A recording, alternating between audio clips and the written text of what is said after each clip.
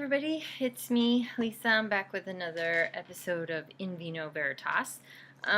Today I'm gonna do a rosé. I don't drink these very often, but it's summertime and it's hot out, so that's what we're gonna do today. So this is called Myles and More. It is a rosé from 2017.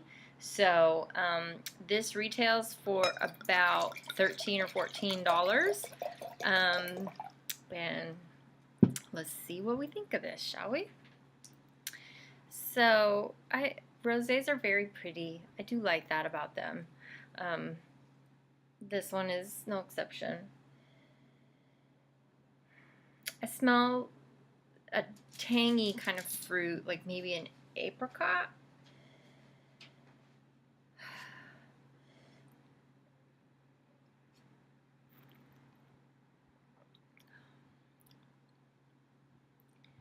That's nice. It's got some lime in it, some kind of limey flavor. It also has like a hint of a sweeter fruit, like a strawberry or watermelon or something like that. It's very crisp and very light.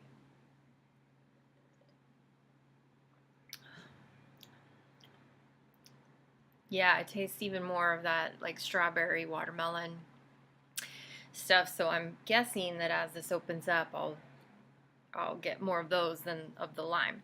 So yeah, this is very crisp, very light.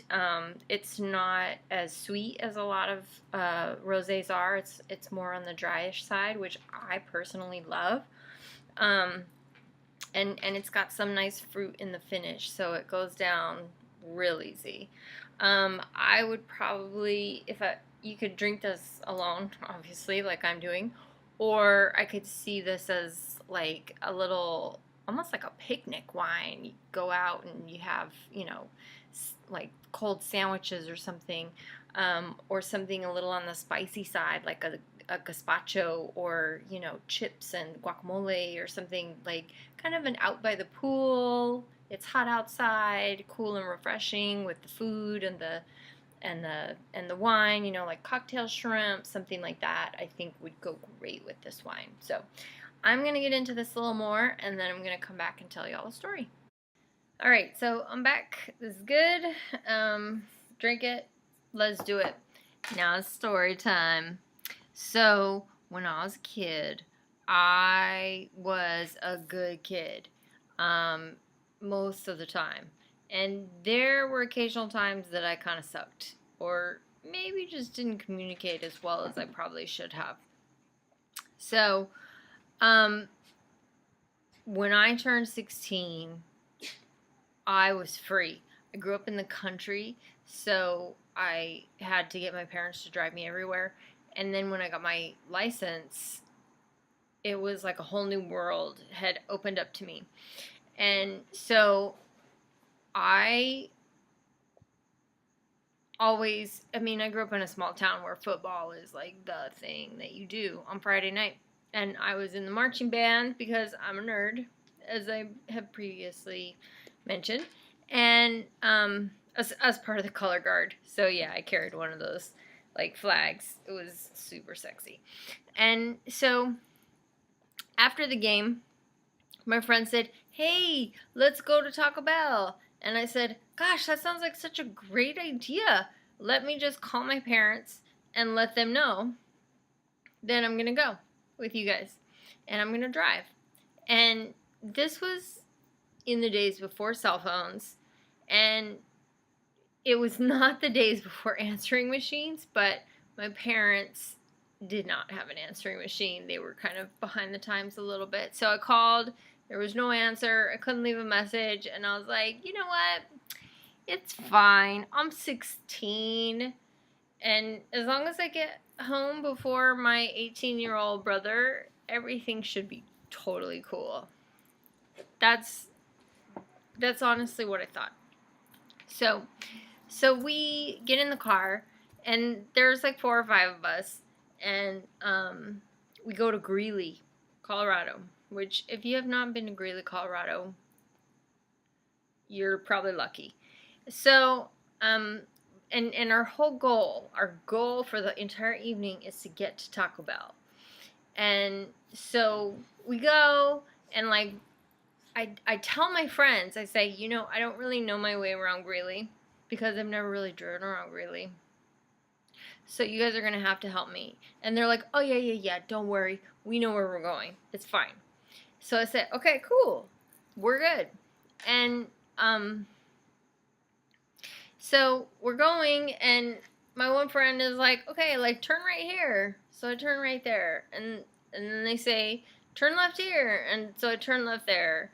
And then the next thing I know, we're like out in like kind of a sketchy part of a small town, which if you haven't ever been into a sketchy part of a small town, it's super sketch.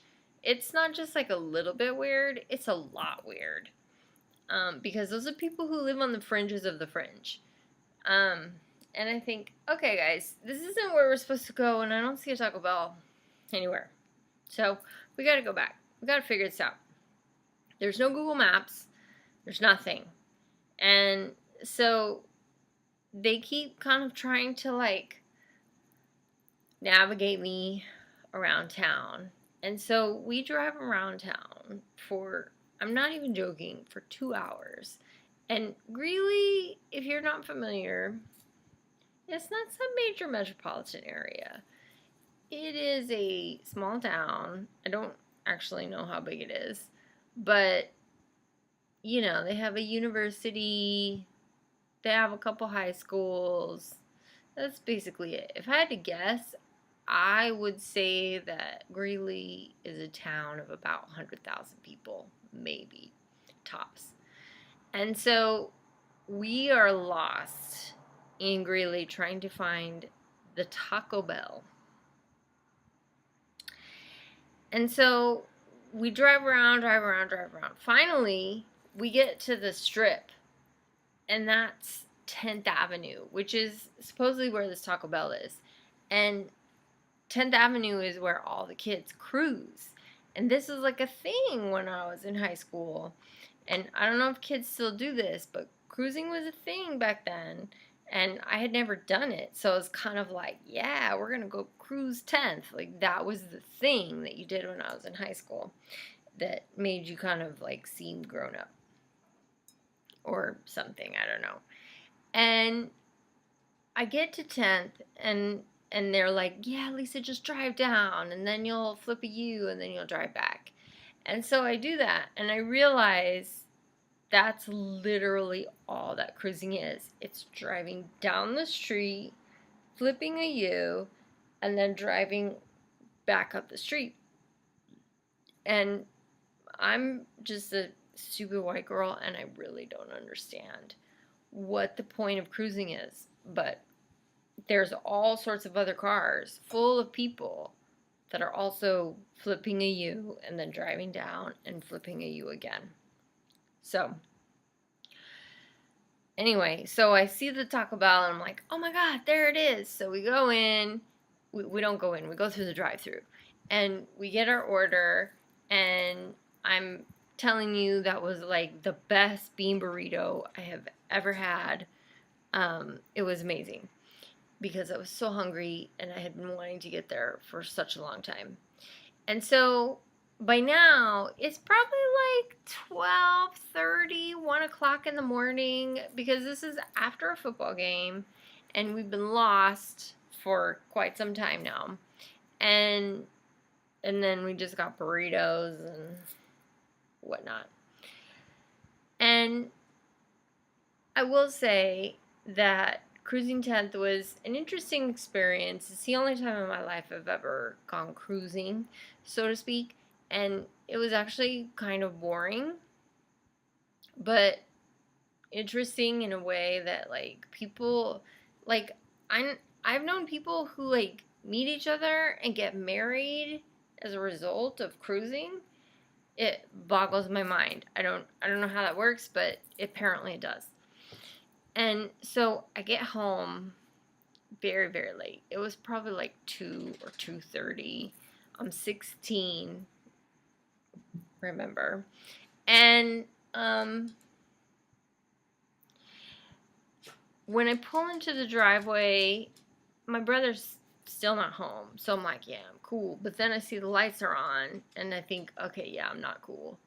And yeah, my parents are like standing there, like, arms crossed, angry, the whole thing. And as soon as I get in, my dad's like, sit down.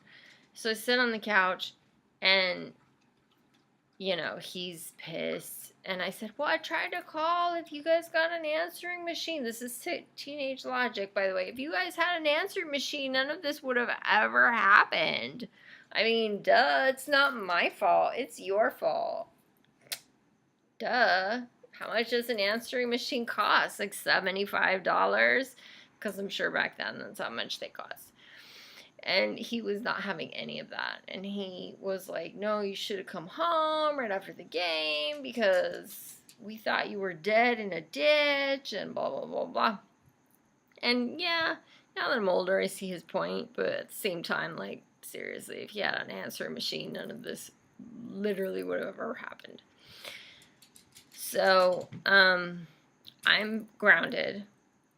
Like, way grounded. Which is something, that's a whole other story, but my parents sucked at, like, grounding, because grounding sucks when they have to drive me everywhere. But again, another story for another time. And so, my mom, I remember a couple weeks later that my mom asked me at one point, she's like, so where did you go? And I said, well, I went to Greeley. I told you this already. And she said, but I don't understand how you could get lost in Greeley for 2 hours. And I said, well, I don't know my way around Greeley. I've never been there. I mean, or I've been there very rarely. Not enough to know my way around. And to this day, I'm pretty sure she doesn't believe that I actually got lost in Greeley for 2 hours. Which I get, because Greeley's a small town, but I was also 16 and stupid and did not have the advantage of Google Maps like kids have today. And also I had friends who were fucking idiots, apparently. So, but I did learn that Greeley is organized on a grid system, map-wise. And so they have the streets that go north and south and the streets that go east and west. And the whole time, when people were like, oh, you're looking for 10th, I was looking for 10th Avenue and not 10th Street. And this is how Greeley is organized. They have streets and they have avenues. And so I was on the wrong, situation of the grid. And that is how I ended up lost in Greeley for 2 hours, is because I could not fathom that a city would delineate avenues and streets and then just give them numbers. So for anybody, all the kids who want to go cruising nowadays, thank God you have Google Maps. And I wish you the best in trying to figure out how the grid system works. And so, anyway, until next time, drink happy, drink often, and I'll see you next time.